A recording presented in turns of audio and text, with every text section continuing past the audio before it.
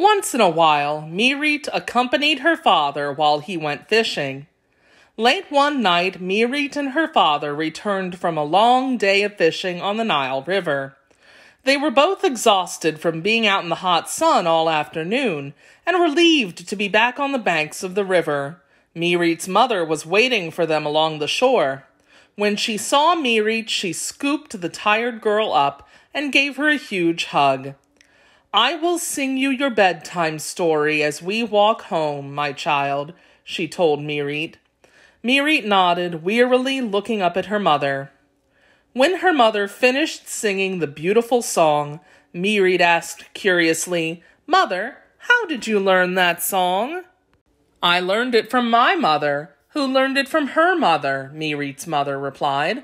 "I learned everything I needed to know by listening to my mother. I will teach you everything you need to know, and I hope that you will be able to listen well." "I will," Mirit answered, "but isn't there another way to pass on information?" "Well, yes," Mirit's mother answered. "The kings and scribes know how to draw symbols called hieroglyphs that represent the words we say. Then someone else can come along and read these symbols much later and understand exactly what was written." "But why would we need to write things down when we can just pass them on by talking?" Mirit inquired. "Sometimes messages need to be carried by messengers over very long distances," Mirit's mother explained. "And in the time it took to travel great distances, the messengers sometimes forgot the messages or got some of the words mixed up when they tried to repeat them." "That is not so good," Mirit exclaimed. "Then the person could get the wrong message." "Exactly," Mirit's mother continued. "However, when the message is written down, there is no chance that the messenger will forget the message or get it mixed up. This is one reason why reading and writing are so important. We Egyptians decided it was important to write things down accurately or write things down correctly without any mistakes." "That seems like a good idea," Mirit agreed. "So writing things down using symbols helps messengers deliver the correct message.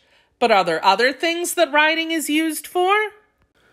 "Many things," Mirit's mother said. "Writing is used so that the important things that happen will be remembered for a long, long time. It is how we can look back and remember things that happened before you and I were even alive." "Wow," Mirit said in amazement.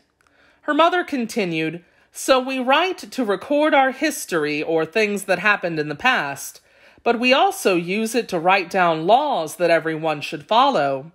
We use these symbols to write down stories, poems, and even songs."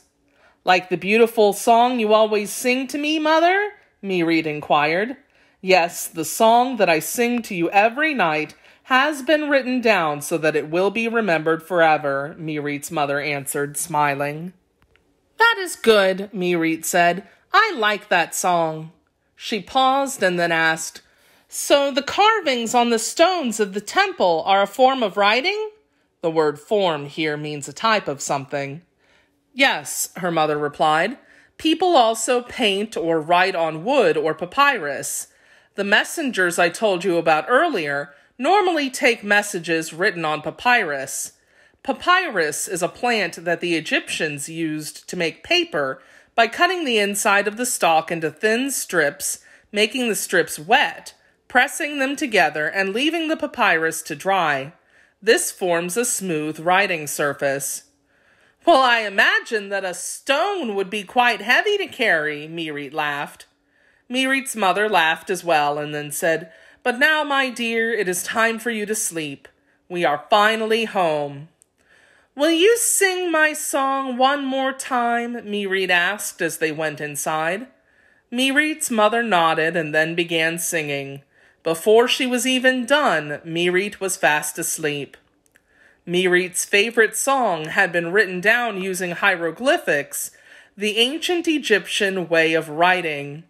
Even though Mirit is a character in a made-up story, hieroglyphics were real in ancient Egypt.